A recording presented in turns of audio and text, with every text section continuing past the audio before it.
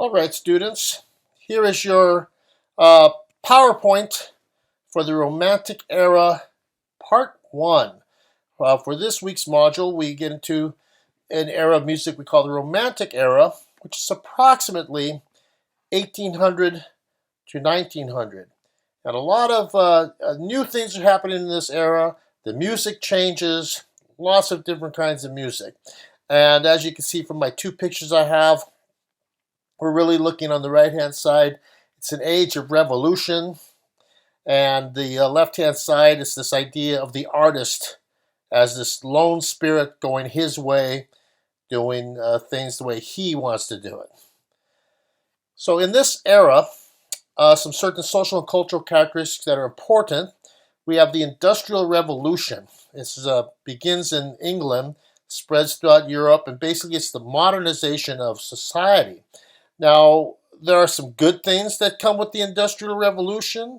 Railways, manufacturing, roads are improved, travel's improved, but there are some bad things where, because factories are springing up in cities, just environmentally awful, polluting the air. A lot of the major cities become just horrible places to live in.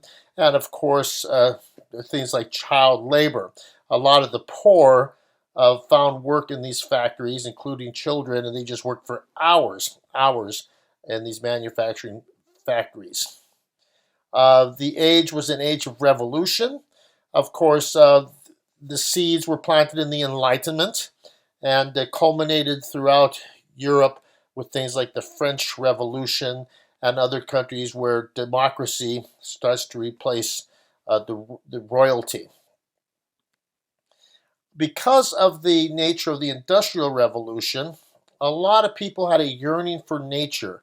They wanted to get back to the natural, get out of these overpopulated cities, spewing their manufacturing junk, and so a lot of the romantic artists wanted to return to this more peaceful kind of a natural time. The romantic artist, and again, this refers to everybody, musicians, writers, painters, they love these themes of the supernatural and the macabre. We all know what supernatural is, and macabre is just things that are very dark and gloomy. Now, the romantic artist also loved Shakespeare. It didn't matter whether you're a writer, a painter, or a composer. What they loved about Shakespeare is they felt that Shakespeare was an artist that really understood human emotion, human passion, and the drama of the human experience. And Shakespeare wrote a lot of different things. He wrote tragedies and comedies and historical dramas, and people like musicians and composers loved that, and they wanted to put that into their music. So a lot of them were inspired to write Shakespeare kind of musical compositions. The Romantic artist also had a fascination with the Middle Ages. What they loved about the Middle Ages was the idea that the Middle Ages was a historical period of adventure and heroism and quest and excitement. And the composers wanted to put all of that feeling into their music. The Romantic artist loved the fantastic, the idea of fantasy, the idea of realms and places that were beyond this physical world. So you had various writers, painters, doing these things that were just beyond a normal day-to-day living. Now, the music of the Romantic era, the sound changes.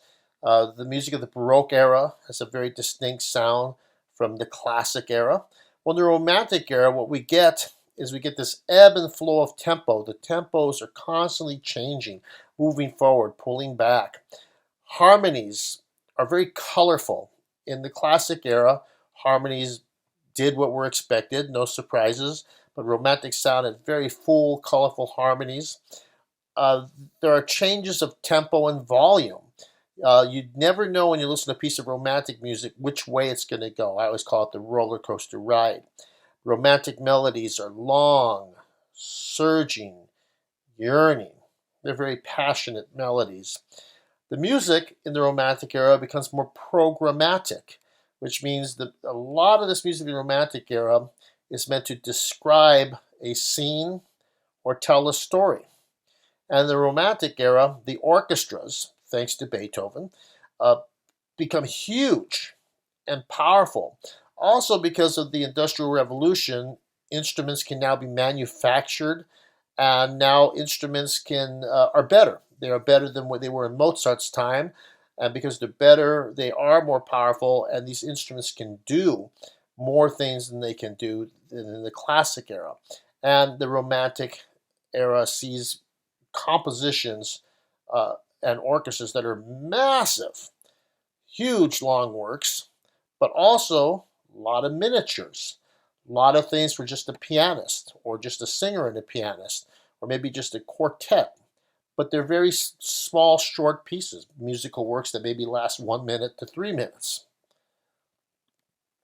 Some of the new music you'll see in these 3 sections that we're going to be doing over the 3 weeks.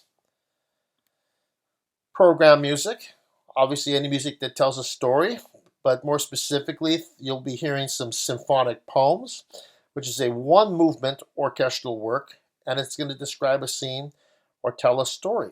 Usually, it's literary based, so we can have some music like Romeo and Juliet, or my middle picture there is A Night on Bald Mountain, or my picture on the right, the Moldau, that's a river, some music describing this river. There is a new kind of music called the piano quintet, which is not 5 pianos, but it's a string quartet with a piano.